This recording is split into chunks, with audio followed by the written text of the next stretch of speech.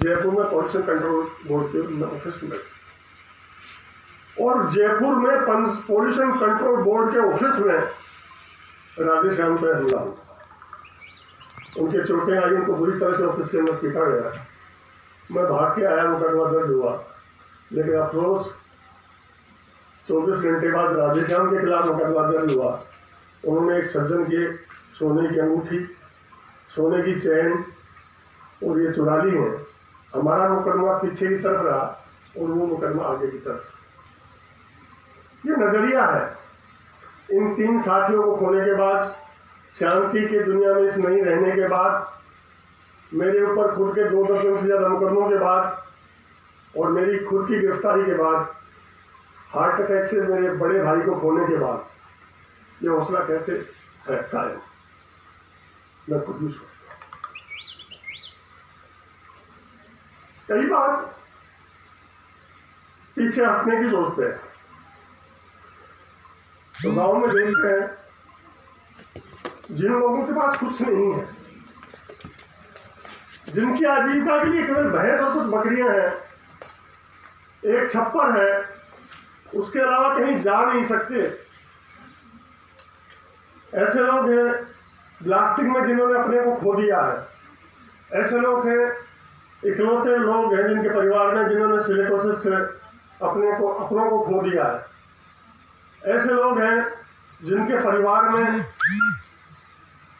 आजीविका के साधन खत्म हो गए और इनकी वजह से जिन्होंने बीमार होकर मजबूर होकर अपना जीवन खो दिया।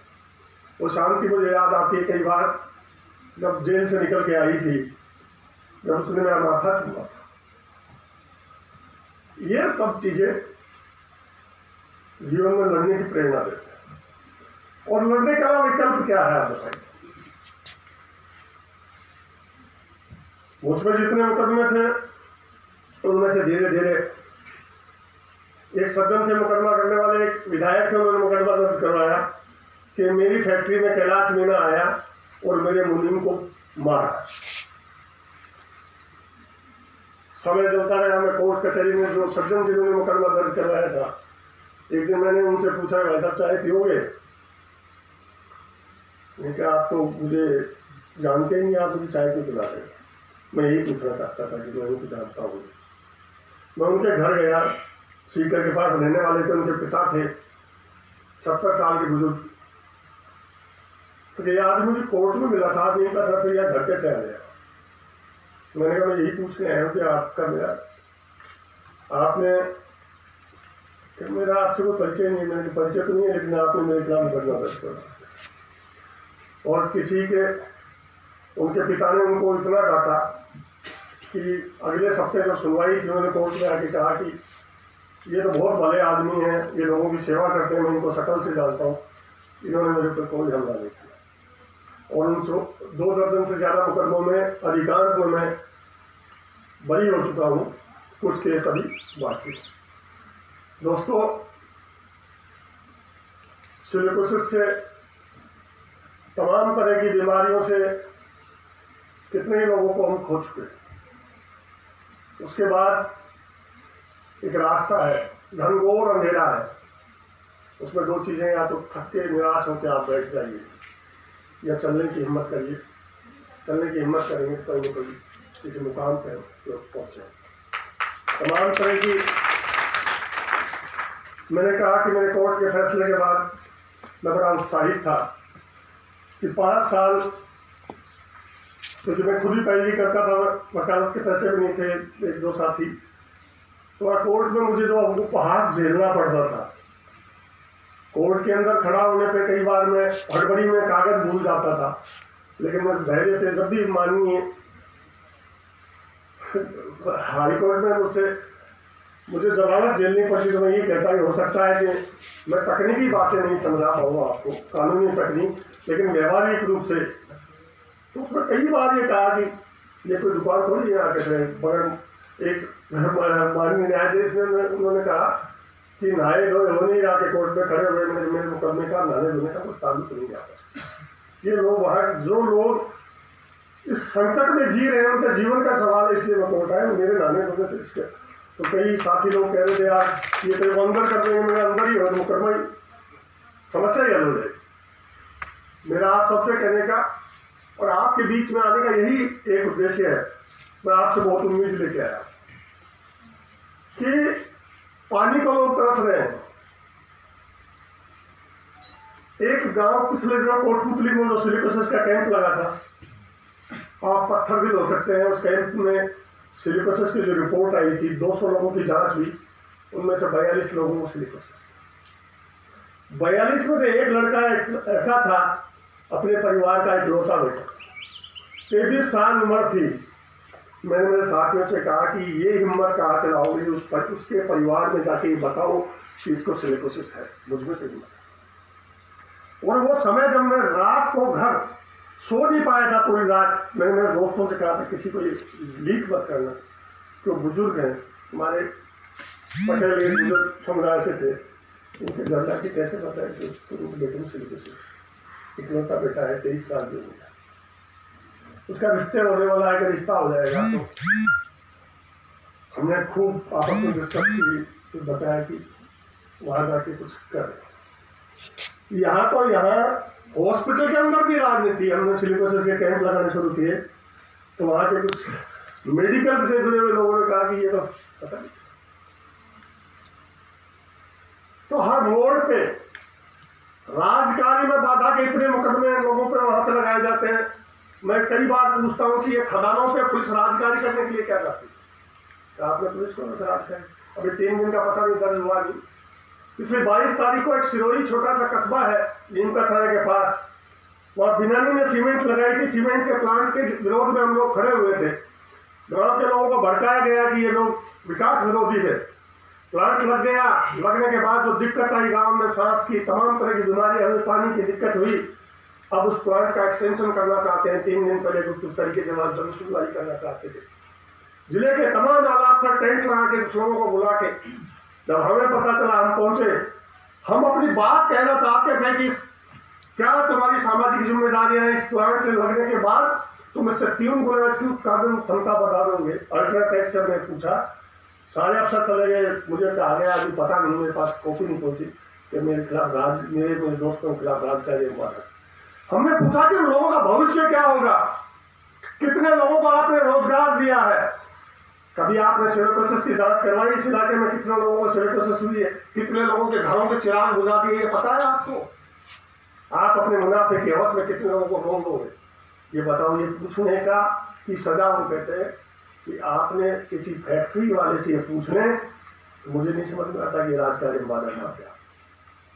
उसकी क्या सामाजिक जिम्मेदारी है? हवा हमारी है, पानी कुदरत का दिया हमारा है। किसने हक दिया है वो अपने मुनाफे के लिए हमारे लोगों के जीवन से खिलवाड़ करे? ये सवाल करना इस देश में अगर राजकारी में बाधा है तो मुझे समझ नहीं आएगा। जिस 91 और 86 में मेरे खिलाफ मुकदमा था, मेरा 8वीं में पढ़ने वाला बेटा मजिस्ट्रेट के सामने गया और मजिस्ट्रेट से पूछा कि मेरे पिता को गलत काम नहीं करते हैं, मेरे पिता को जेल में क्यों है? मजिस्ट्रेट उसकी कुर्सी से चला गया कि बेटा वकील लाओ। 8वीं में पढ़ने वाला बच्चा वकील कहां से लाए? लेकिन मैं उसके बाद तमाम तरह की जो चीजें, न्यायालय की स्थितियां आशा और निराशा दोनों होती है, क्योंकि इस देश में इस संविधान, इस न्यायपालिका की जो मौजूदा व्यवस्था है, उस व्यवस्था के बीच में हम लोगों को रास्ता खोजना है। उस व्यवस्था के बीच में हमें इस लोकतंत्र को बताना है, इस तमाम तरह की लोगों की जिंदगी को बचाना है। ये बहुत कठिन लड़ाई।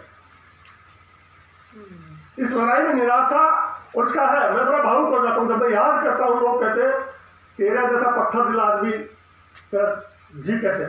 जब जब मैं प्रदीप सरदा को याद करता हूँ, जब जब मैं मालीराम सैनी को याद करता हूँ, जब दयाराम को याद करता हूँ, जब शांति को याद करता हूँ, मैं अपना धैर्य नहीं बना। क्योंकि वो लोग मुझे हंसते थे। प्रदीप सरदा हाईकोर्ट से बाहर स्टे लेके बाहर निकले, मुझे कह रहे थे कि कैलाश तेरी डेड बॉडी सड़क के किनारे कहीं मिलेगी। 1 सप्ताह बाद उनका डेड बॉडी, और वहां के खनन माफिया पत्थर में लपेट के मेरे गेट के बाहर रखे जाए। जिस दिन वो हो, अखबार लिखता हुआ रखे जाए और वो मेरी पत्नी उठाए उस अखबार को कि इस तरह कुचल देंगे। उस परिवार को हिम्मत देने की कहां से हिम्मत? लेकिन हम सब के लिए रास्ता यही है। जो गुमराह लोग हैं कि सबसे बड़ी चुनौती गुमराह नौजवान भी है। बेरोजगारी के चलते बहुत बड़े मुनाफे में से कुछ पैसा गांव-गांव में आज नौजवानों को गुमराह करने के लिए दे रहा है। तो ऐसा तरीका भी ईजाद करें नौजवानों की ट्रेनिंग का, और उसमें से कुछ तो निकले। बाकी तो मेरा एक रिक्वेस्ट है कि प्रतापगढ़ की बात क्या आती ही नहीं। प्रतापगढ़ में दाता केला मेला में मार्बल की एक माइंस अभी पिछले महीने ही अलॉट हुई है। 1000 करोड़ रुपए की माइंस 5 करोड़ में मिली और आसपास के 7 गांवों का जीवन उन्होंने खतरे पर लगा दिया। फॉरेस्ट तमाम तरह के कानूनों को दरकिनार करके वहां ग्राम सभा होने वाली है। हम पूरी कोशिश करेंगे, हमारे पास सीमित संसाधन वहां पहुंचेंगे। आप भी अपनी टीम, हम आपस में बात कर लेंगे, वहां पहुंचे, उन लोगों की हौसला अफजाई करें, क्योंकि ले दे के इसके अलावा कुछ बस वो एक ही कहें कि 2 चीजें मैं आपसे पुनः रिक्वेस्ट करके अपनी बात खत्म करूंगा कि हमें इन चीजों को कानूनी रूप में लेना चाहिए। एक, पूरे राजस्थान में कितना पानी है और कौन सा उद्योग लगाएंगे तो उसमें कितने पानी की जरूरत पड़ेगी।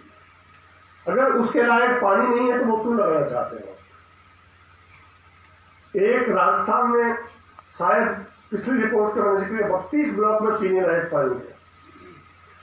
उन ब्लॉक्स में सैटेलाइट से हमें पता चलेगा कि खदानें उससे ज्यादा गहरी है तो ये एक आपराधिक कृत्य है।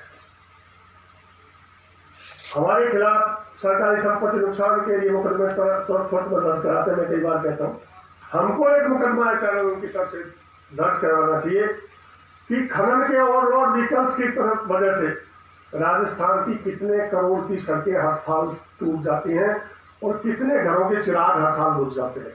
मैं जिस तहसील से बिलोंग करता हूँ, जिस जगह से रहता हूँ, उस तहसील में शायद एक साल में 2 दर्जन से ज्यादा मौतें, और एक मौत तो इतनी खतरनाक थी एक के पूरे परिवार, माँ बाप बेटा एक साथ उन्होंने रोन के चल दिए। उनको बेलेबल ऑफेंस में दूसरे दिन जमा। क्या उनके खिलाफ किसी के ओवरलोड व्हीकल्स के खिलाफ किसी की जान लेने के प्रयास, सरकारी संपत्ति को नुकसान करने का प्रयास, या वो नुकसान कर ही रहा है, इस तरह की धारणा मुकदमा हो तो दोबारा इस तरह की वो नहीं करेंगे। आप सब ने ये प्रयास किया, उसके लिए बहुत बहुत बधाई।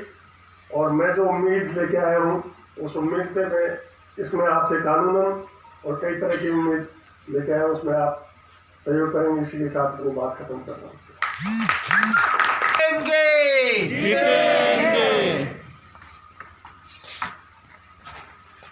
कैलाश जी को जब हमने कल सुना तो हमें पता था वो आज इस सेशन में बोलने वाले हैं, लेकिन कैलाश जी का ये रूप देखने को मिलेगा हमें नहीं संभावना नहीं थी।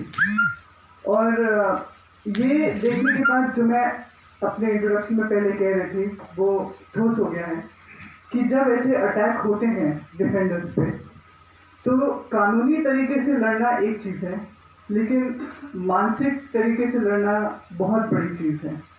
और उसके लिए कैलाश जी जितना, अगर मैं खास करके अगर उतना आधा भी उनकी जितनी ताकतवर बन जाऊं ऐसे अटैक से लड़ने के लिए, तो मैं समझूंगी कि मैं पहुंच गई हूँ वहाँ पर।